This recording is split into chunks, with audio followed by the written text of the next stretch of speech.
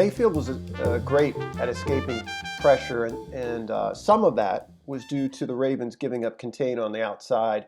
You see here the Ravens running a stunt where uh, the two defensive linemen inside are occupying blockers, clearing the inside for these stunting outside backers, Bowser and Ngakoue. You see Bowser come clear, the center stay home for Ngakoue. Um, Campbell does a nice job, picks up 2 blocks here. McPhee sees that he's going to win inside, and he gives up contain here. I'm not sure how much emphasis they put, but on keeping contain on Mayfield. But the point here is to clear the middle by occupying those blockers for these outside backers. And Mayfield was very, very good getting out, avoiding pressure generally. Very good and exceptional once he did. I think as I watched this, I noticed that the Ravens' pass rush, in terms of matchups, was pretty good throughout the game. They just could not keep him, that is Mayfield, in the pocket. And there were some gaffes in coverage. You see him step up just enough here, find somebody, deliver the football. Watch Bowser on the outside. Bowser's developing. Works outside, attacking the outside shoulder of the tackle.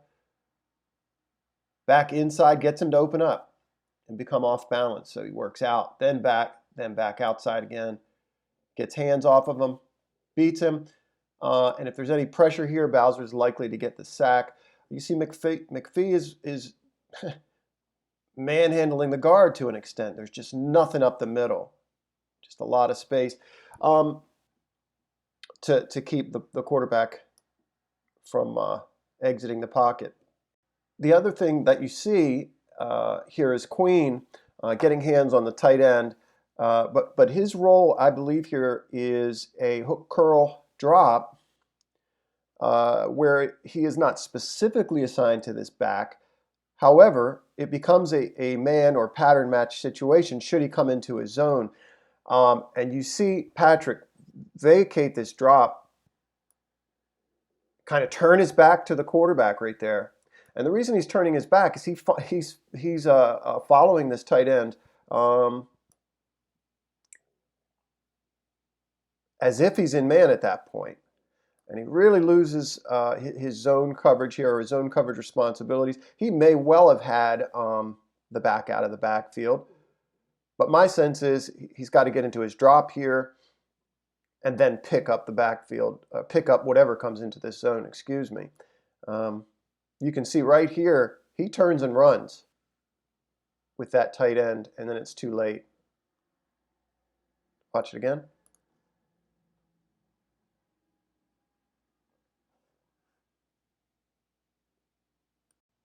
There's a lot to see and talk about on this play, so bear with me. There's just a lot going on here.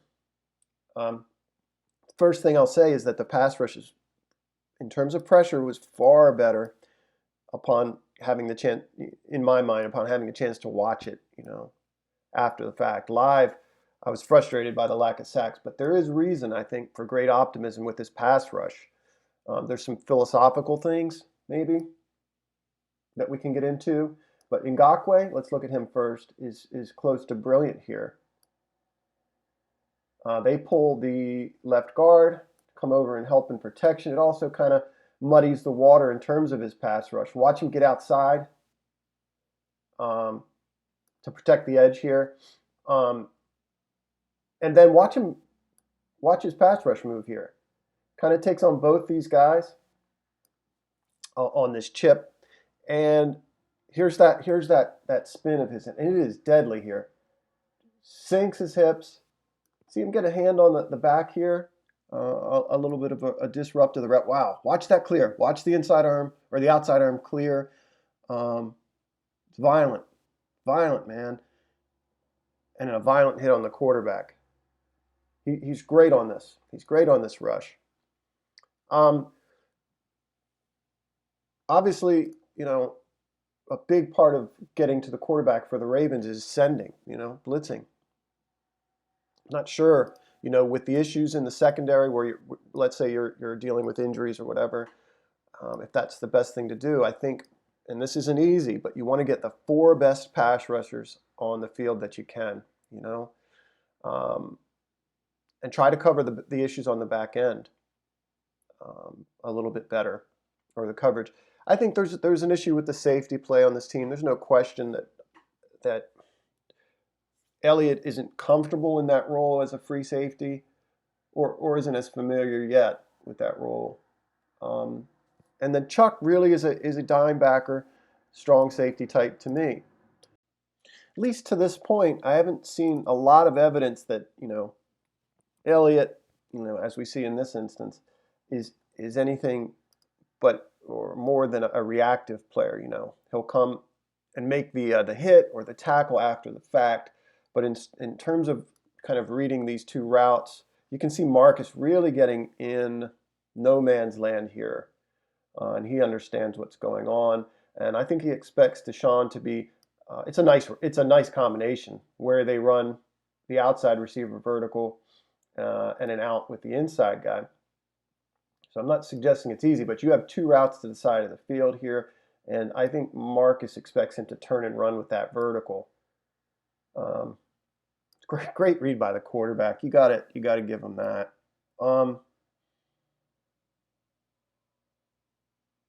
I think I'm not sure Marcus trusts him. You see it in other plays, and a lot of times they put Marcus out to cover an entire side of the field, and that's what it turns out being. Even with that deep safety, it's a lot to ask him to do. Cover every part of the field, even one-on-one, without help over the top. It seems like he almost never has help over the top, even when there is help over the top. So it's a puzzle. It's difficult to figure out how to remedy, you know, the pass rush versus the coverage, these sort of things. There's definitely some issues in the safety, deep safety type play, issues of familiarity, let's say, or newness. But I think back to the issue of blitzing, I think you got to be a little bit more judicious. I think you've got to get the most talented pass rushers on the field that you can. That's a juggling act. I understand that. Here you see, I guess, good film study. You see the Browns really exploiting this motion by Landry here. Baker calls him over. They understand Levine on the edge probably means Levine off the edge. And you've got a wide open receiver. You see there's not a second of hesitation here by the quarterback. Sees that, and then he's on the same page with the receiver. This is probably a sight adjustment on his part to run this out. Does a nice job turning. The quarterback does a good job hitting. This is 2nd and 10, and there's no way a safety's going to come down here and make that play before he picks up 12 or 13. I'm never 100% sure on this, but this sure looks like L.J. Fort getting out of his gap. And it's too easy. Too easy. A 14-yard run for a touchdown. I guess he's following the fullback there, but he gets out of his gap. More of the pass rush from the game the other night. Ngakoue looks good here. Doing some, again, I think there's a lot of reason for optimism. You see this bull rush, better leverage. He's playing better leverage here on this particular rush. Works upfield, hands into the chest, really does a good job jolting the tackle backwards and continuing to run his legs through that contact. Yeah, continuing to work to win this rep. You can see him there kind of working the left or outside arm. Campbell ends up kind of winning here. And just this quarterback, man, he was very, very good the other night. Good pressure from the rookie, Ngakoue, here as well. Working his hands, just relentless, getting after the quarterback, getting hands off of him, collapsing the pocket. And the quarterback just consistently, whether the contain was decent or poor, finding whatever escape route that he could find. And here he misses, you know. But a lot of times he didn't.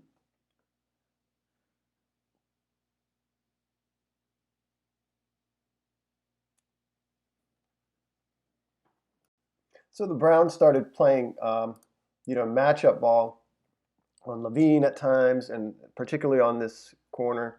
I think his name's Harris. He plays pretty good coverage here.